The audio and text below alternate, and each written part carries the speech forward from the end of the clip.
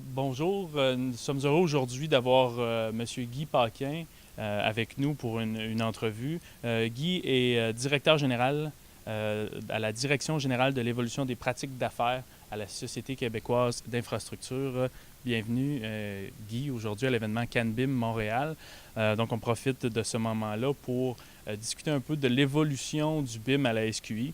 Donc, en débutant, euh, pouvez-vous me dire, me résumer un peu le mandat de la SQI et de votre direction? La SQI est un organisme gouvernemental qui relève directement du Conseil du Trésor. Nous avons été formés, créés par une fusion en 2013. Et puis, nous nous occupons de loger les ministères et organismes dans l'ensemble du gouvernement du Québec.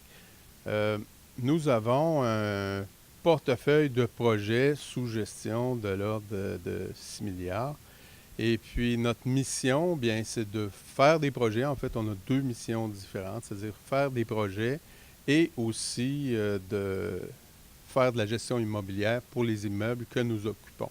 Nous avons 300, un petit peu plus de 300 immeubles dont nous sommes propriétaires, incluant des centres de détention, des palais de justice, etc. Et aussi, nous avons 1100 bâtiments, dont plusieurs sous-locations dont nous nous occupons de faire la gestion immobilière. Parfait. On aimerait savoir aujourd'hui quelle est la motivation de départ de la SQI pour initier les premières démarches vers le BIM. La motivation, eh bien, c'est, Christian, c'est simple. Nous sommes un donneur d'ouvrage, nous occupons nos bâtiments et puis nous démarrons les projets. Alors, tout ça, c'est pour avoir des projets qui sont plus efficaces, des bâtiments qui sont aussi plus efficaces, meilleurs bâtiments, coûtent moins cher sur l'ensemble du cycle de vie du bâtiment. Alors, c'est vraiment ce qui nous a motivés parce que faire du BIM, c'est pas une finalité. Ce qui est la finalité, c'est justement le bâtiment des meilleurs projets, meilleure qualité à moindre coût pour le citoyen. Donc, une autre petite question. Est-ce que la motivation initiale avec tout justement le processus que vous entamez, les découvertes que vous avez faites en cours de route, est-ce que cette motivation initiale-là est encore aujourd'hui d'actualité en 2017? Ou est-ce que vous avez évolué un peu dans ce processus de décision?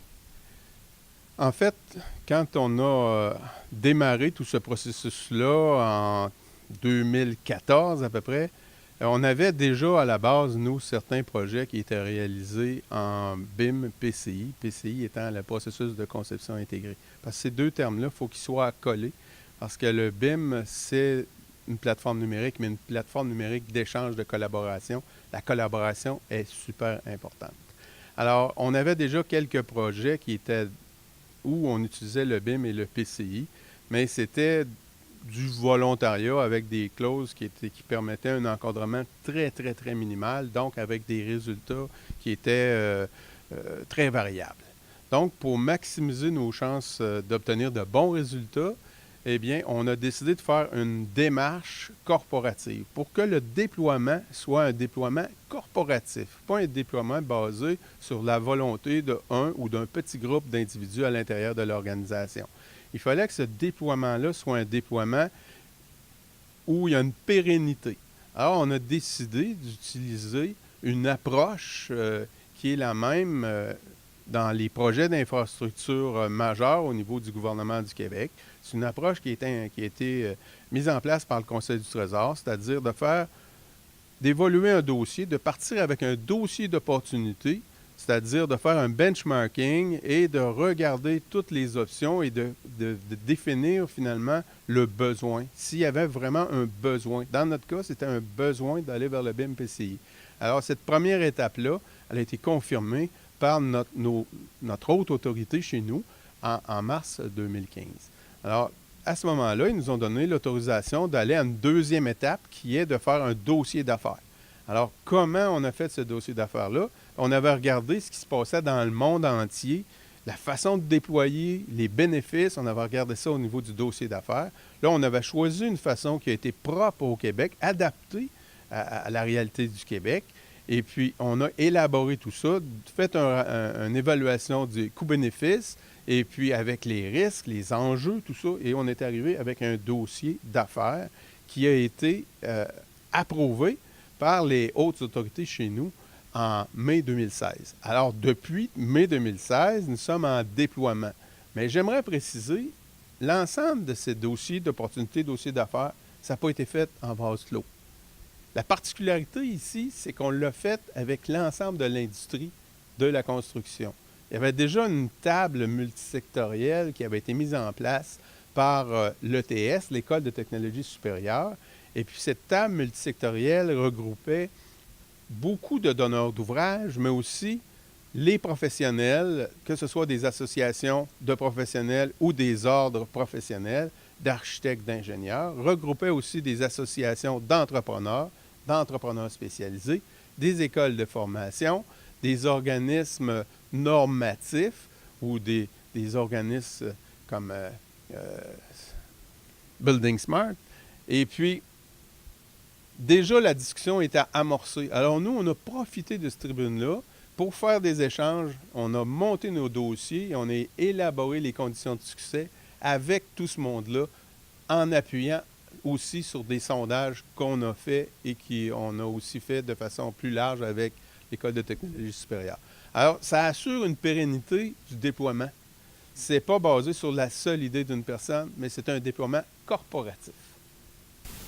Pouvez-vous nous résumer la portée du plan de déploiement au niveau du BIM, la portée de la SQI, que la SQI désire entreprendre, peut-être avec un horizon aussi?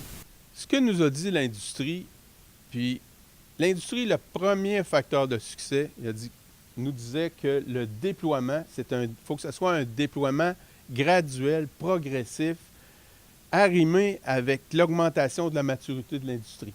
Alors, finalement, ce que ça nous oblige à continuer les discussions et être toujours en arrimage avec l'industrie pour s'assurer que la maturité progresse et que notre feuille de route s'ajuste à cette maturité-là.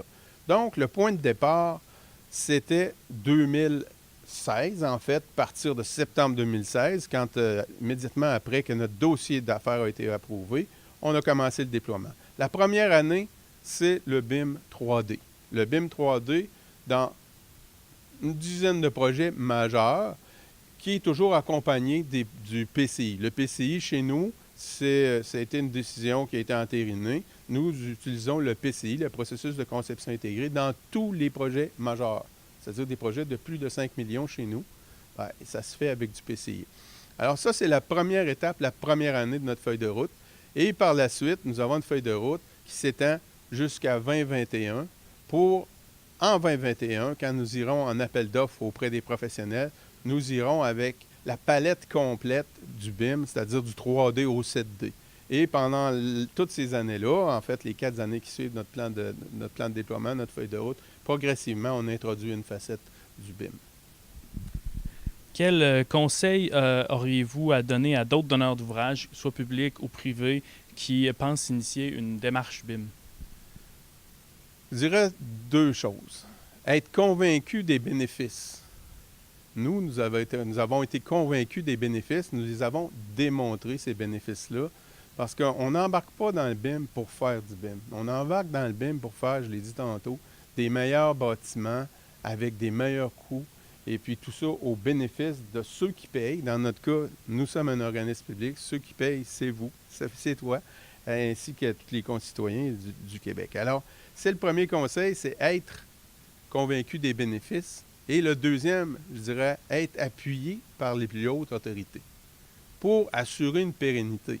Puis je dirais aussi, se garder quand même une petite gêne sur les bénéfices, être plutôt conservateur que trop optimiste sur les bénéfices, bien qu'il y a des bénéfices très importants. Merci beaucoup, Guy, aujourd'hui pour ta présence à l'événement et pour cette entrevue. C'est très bien de voir un donneur d'ouvrage public au Québec prendre le lead comme ça. Nous en sommes très fiers et merci à tout le monde d'avoir assisté. Merci, Christian. C'est un plaisir pour moi. Merci.